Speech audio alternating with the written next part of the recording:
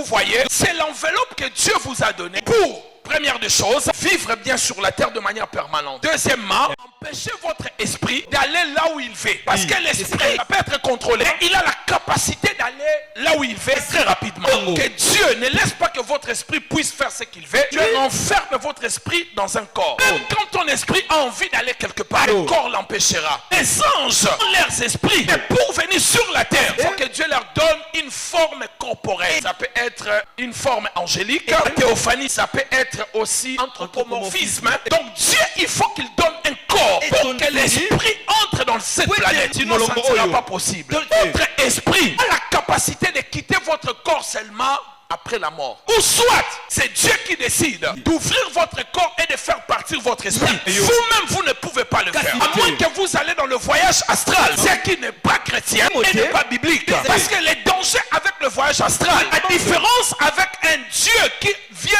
prendre ton esprit, Dieu prend ton esprit, soit les anges, soit le Saint-Esprit, et guide dans le monde spirituel. C'est pour cela, la plupart des gens qui ont eu des révélations, ils sont partis dans l'au-delà. Vous entendrez, il y avait un ange qui les guidait. Quand vous arrivez ici avec un ange, l'ange m'a montré telle chose. Et Jean le dit très bien.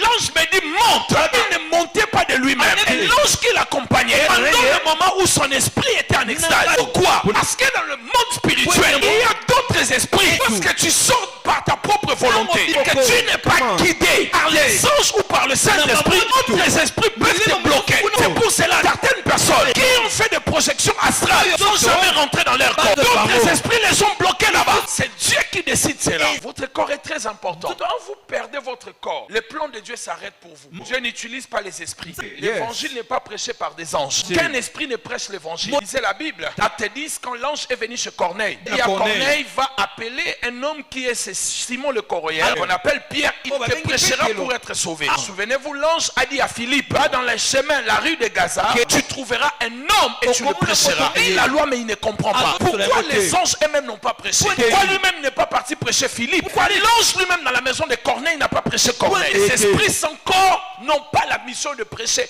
que ceux qui ont le corps ou les chrétiens. Notre limitation d'un esprit. Un esprit a toujours besoin d'un corps pour entrer dans ce monde et pour rester de manière permanente. C'est pour cela, les démons ont besoin de vos corps pour y habiter de manière permanente sur la terre. Les démons sont des anges déchus qui ont perdu leur gloire, leur corps. Tant que des esprits, parce que la Bible dit que les anges sont des esprits, ils ont besoin d'un corps, des anciens anges, anges déchus. Ils ont besoin d'un corps pour vivre de manière permanente sur la terre et faire du mal aux gens. Et ils cherchent les corps humains. Ils ont besoin de votre corps. Ils ont besoin de votre corps. Et quand ils y sont là-bas, ils peuvent fonctionner tranquillement. Mais écoutez, la manière dont Dieu a conçu le corps humain, les démons ne peuvent pas y habiter dans le corps humain avec l'esprit humain. Les esprits angéliques ne peuvent pas habiter aussi au même moment avec l'esprit humain à l'intérieur. C'est pour cela quand les démons pénètrent le corps d'une personne, ça provoque la possession démoniaque et trouve des situations compliquées dans le corps de cet homme parce qu'ils ne sont pas programmés d'habiter dans votre corps.